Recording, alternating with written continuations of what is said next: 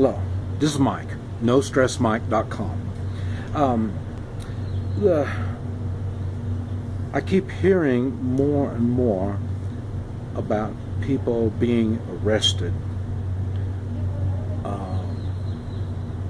using unconstitutional or immoral laws or regulations. That's even worse. Because a lot of times they'll use a regulation to make people do things when really I don't even know if you can be arrested for a regulation. So now, but anyway, I started, now see, I've gone through all this already. I've owned businesses and I didn't go along with all of the regulations. And so then they try to say it was laws and stuff like that. And they have, remember, government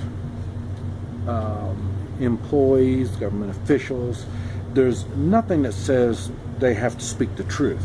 There's nothing like that. So they lie a lot. And what it is, they do that to put fear in you. And I say, I've gone through all this, and I had to do my homework to find out a lot of stuff. Now, I did all this clear up until about 2000 or something like that. Well, 2002 or 2003, something like that, is when I shut down my last, how do you say it, law-abiding business. Like I say, and I was going up against the establishment a lot. And at that time, I had no one to call. And I had the advantage, and that's because I've got skills. And most people in my area knew the skills I had, so they couldn't back up a lot of their laws and regulations. All they could do was talk. And there was always people from out of town, inspectors and law officials, so they call themselves, and representatives of the state and the federal government. They weren't local, and so they would come, and they, like I say, I had the local support, so I was able to fend them off. Now, what you need to do is think 3-man militia in all different kinds of skills, and the reason is one of the advantages in having a 3-man militia is that 3-man militia will know of other 3-man militias, and it snowballs.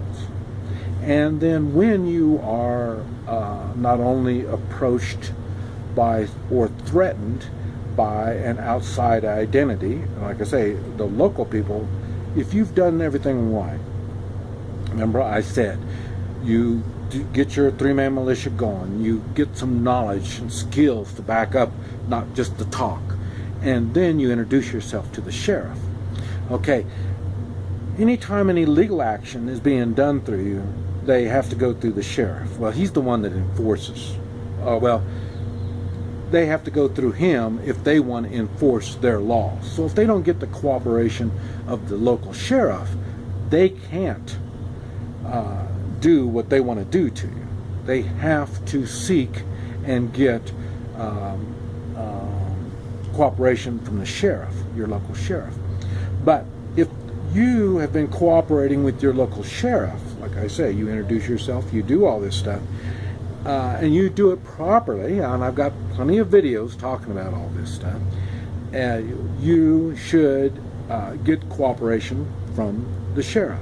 And then when the sheriff realizes these outside identities are coming in with unlawful, unconstitutional, or immoral laws and regulations, he won't give them the support they need.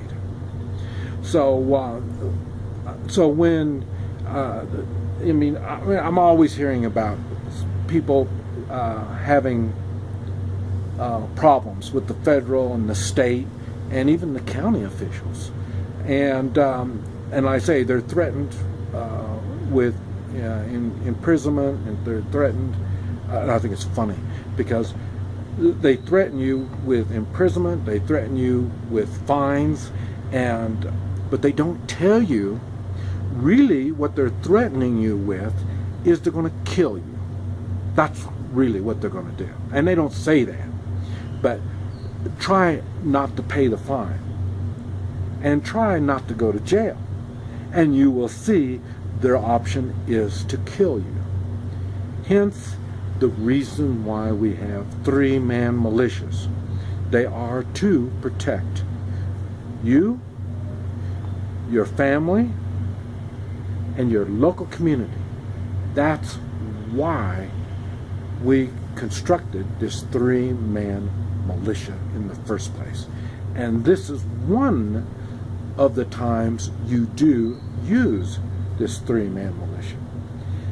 Anytime you have an unconstitutional or immoral activities going on in your local community, your 3-man militia has a moral obligation to stand tall and strong.